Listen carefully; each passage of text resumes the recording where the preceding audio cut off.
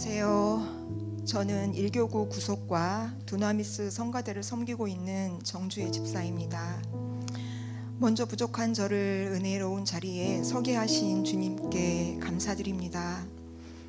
저는 이 시간 코로나 시기부터 유난히 더 힘들었던 방황의 시간과 인천 제일교회에 와서 주님께서 함께 해주신 시간들을 성도님들한테 전해드리고자 합니다. 저는 모태신앙으로 태어나 부모님의 따뜻한 신앙의 울타리 안에서 자랐습니다. 주님은 늘 제 옆에 계신 분이었고 평온했고 신앙생활도 성실하게 잘하며 제 삶은 늘 순탄하게 잘 지내왔습니다. 그러나 결혼 이후 제 인생은 광야의 생활이 시작되었습니다. 전혀 예상치 못했던 남편의 도박 문제 앞에서 저는 깊은 절망을 마주해야만 했습니다. 내가 아무리 노력해도 도저히 감당할 수 없는 현실, 눈물로 주님 앞에 기도해야만 했습니다. 바늘로 가슴을 후벼 파는 듯한 고통의 아픔 가운데서 주님, 제가 어떻게 해야 되나요? 이 감당할 수 없는 무게를 어떻게 해야 되나요? 기도하고 기도했지만 제 연약한 믿음으로는 그 큰 산을 막아설 수 없었고 결국 저는 아이들을 위해서라도 10년의 생활 끝에 이혼이라는 아픈 선택을 내리게 되는 상황이 되었습니다. 혼자서 아이들을 책임져야 하는 가장이 된 순간부터 제 삶은 치열한 영적, 육체적 전쟁터가 되어갔습니다. 삶의 무게가 무겁고 고단한 하루하루였지만 주님께서 매일 부어주시는 은혜와 내가 감당할 수 있을 만큼 고난을 주신 거다 생각하면서 이겨내고 있었습니다. 그렇게 막막하기만 했던 저에게 감사한 것은 하나님께서 예비해 주신 직장이었습니다. 제 능력이나 세상의 조건이 아닌 오직 주님께서 손수 다리를 놓아 연결해 주신 귀한 일터였기에 그곳에서 저는 가장으로서 열심히 일할 수 있었고 하나님께서 상황에 따라 불기둥으로 구름기둥으로 세밀하게 공급해 주심을 경험했습니다.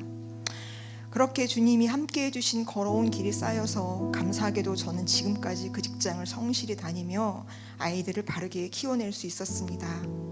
제가 힘들 때 부르던 찬양 가사인데요. 바다 저 끝에 나 홀로 서 있어도 해를 두려워하지 않음은 새벽 날개치며 나를 찾아오신 그분 때문이라. 이 찬양을 불러가며 주님을 의지했습니다. 직장도 안정되고 삶의 폭풍우가 서서히 옅어지자 제 안에는 언제부터인가 조금씩 교만함이 싹트기 시작했고 물질에 대한 욕심이 생기고 주님을 멀리하는 날들이 들어갔습니다. 내 안에 성령님을 구하기를 게을리했습니다. 겉사람은 여전히 한결같은 그리스도인이었지만 제 속사람은 이미 거짓과 나태함으로 가득 차 있었습니다. 이번 간증문을 작성하고 있을 때 지난 목사님의 주일 설교 말씀 가운데 세리마태의 이야기를 통해 저의 모습을 보게 하셨고 또 깨닫게 해주셨을 때 참 감사했습니다. 저는 집을 이사하게 되면서 오랫동안 섬기고 정들었던 교회를 떠나 집 근처 교회로 옮기게 되었고 얼마 지나지 않아서 코로나가 터졌습니다. 처음에는 영상 예배를 드리며 아이들과 함께 있는 시간을 보내는 것이 좋았습니다. 하지만 대면 예배가 회복된 후에도 저는 여전히 편안한 집에 주저앉아 교회에 나가지 않았습니다. 마음 한편에는 교회에 가야 되는데 하면서도 몸은 예배의 자리를 외면했습니다. 예배가 무너지자 제 삶도 걷잡을 수 없이 무너져 내렸습니다. 어느 날 갑자기 늘 건강하시던 아버지가 뇌경색으로 쓰러지시면서 오른쪽 마비가 되는 아픔을 입으셨습니다.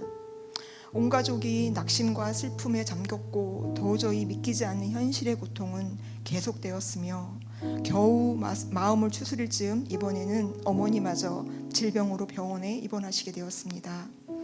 코로나 시기라 면회조차도 마음대로 되지 않는 상황, 부모님의 치료 과정을 동생들은 상황이 잘 안 되어서 저 혼자 하려니 나의 영적 상태는 더욱 악화되었습니다. 그런데 이번에는 나에게 온 질병, 수술까지.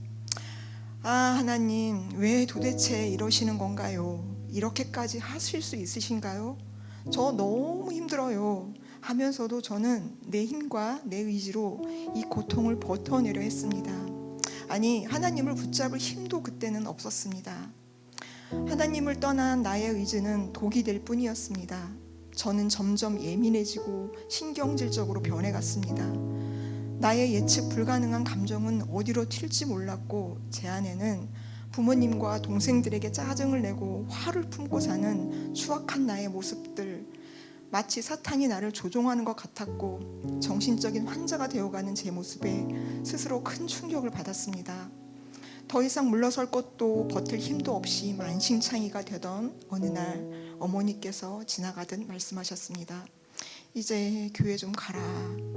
예전에는 교회 가라 하시면 알았어요, 알아서 할게요 반박하던 내가 그 순간은 신기하게도 짜증낼 힘조차 남아있지 않던 제 마음에 그래 맞아 하는 울림이 있었습니다.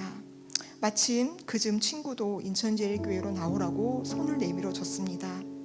고민과 망설임이 조금 있었지만 하나님 뜻이다 생각하고 저는 올해 새해를 맞이해서 교회 나가겠노라 친구와 약속을 했고 용기를 내었습니다. 주님, 제가 주님을 너무 오래 멀리 했기에 지금은 아무런 자신도 용기도 없습니다. 저를 도와주세요. 간절함으로 이재일 목사님의 설교 말씀을 온라인으로 들으며 조금씩 마음의 준비를 했고, 마침내 올해 1월 첫 주일 교회 등록을 했습니다. 예배를 드리는데 성경을 찾고 찬송가를 부르는 모든 것이 낯설고 어색해서 마치 생전 처음 교회에 나온 새신자가 된 것만 같았습니다. 아니, 저는 초신자가 되어 있었습니다. 그런 저에게 먼저 속회 예배를 통해 제 안의 고난과 아픔을 나누게 하셨고, 그 나눔의 은혜로 일주일을 버틸 힘을 주셨습니다. 속회 예배에서 은혜를 나누기 위해 목사님의 설교 말씀에 집중하게 하셨고, 조금씩 말씀을 사모하게 하셨습니다. 저를 그만큼 주님께서는 이끌고 계셨기 때문임을 믿습니다. 바로 새신자 교육, 구원의 학심반, 나와 우리의 선교를 찾아서까지 숨 돌릴 틈도 없이 말씀과 기도와 찬양의 자리로 저를 세차게 이끄셨습니다. 말씀 보기를 더 사모하게 하셨고, 늘 말씀이 궁금하여 하루도 빠지지 않고 말씀 보기 시작하였습니다. 서서히 제 안에 성령님이 다시 일하기 시작하셨고, 말씀을 보고 읽을 때마다 가슴속 깊은 곳에서 알 수 없는 평안과 기쁨이 서서히 샘솟고 있음을 알았습니다. 아, 주님, 다시 제게 와주셔서 감사합니다. 고린도후서 5장 17절 말씀에 그런즉 누구든지 그리스도 안에 있으면 새로운 피조물이라 이전 것은 지나갔으니 보라 새 것이 되었도다. 이 말씀과 매일 출퇴근길 찬양과 잠들기 전 기도로 하루를 마감하면서 내 영혼이 치유되고 있음을 주님 앞에 고백하게 되었습니다. 나우선 교육을 통해 저는 가정 영역으로 파송을 받았습니다. 주님의 은혜를 잊고 나니 영적으로 무너졌을 때 부모님과 남동생, 직장 동료를 향해 날선 모습을 보이던 내 모습들을 모두 내려놓게 하셨고, 주님께 하듯 하는 게 뭘까 하는 생각도 들게 하셨답니다. 회사에서의 생활도 처음 신입사원의 마음으로 되돌려 주셨습니다.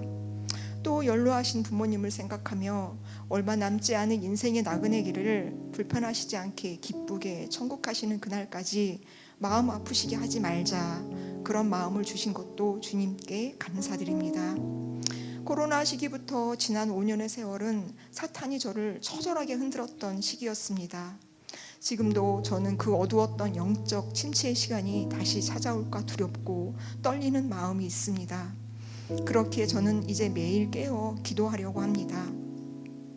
지금도 여전히 해결할 문제가 많고 가족의 영혼 구원을 위해 영적 싸움을 해야 되기에 결코 말씀을 놓지 않고 예배의 자리를 사모하는 여정이 되도록 주님께 기도하고 또 주님께서 함께 해주실 줄을 믿습니다.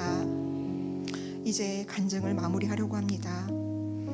만신창이가 되었던 저를 고치시고 이전과 비교할 수 없는 평안으로 인도하시며 새롭게 변화시켜 가시는 신실하신 여호와 하나님을 찬양하게 하시니 감사합니다. 욥기 23장 10절 말씀, 나의 가는 길을 오직 그가 아시나니 그가 나를 단련하신 후에는 내가 정금같이 나오리라. 아멘. 항상 기뻐하고 쉬지 말고 기도하고 범사에 감사하라 하신 말씀을 매일 마음에 새기며 특별히 이번 올포원 온 가족 영성 기도회 가운데 목사님들의 또한 말씀을 통해 위로해 주신 하나님 아버지께 감사드립니다. 여호와 하나님께 모든 감사와 영광을 올려드리며 간증을 마치겠습니다. 감사합니다.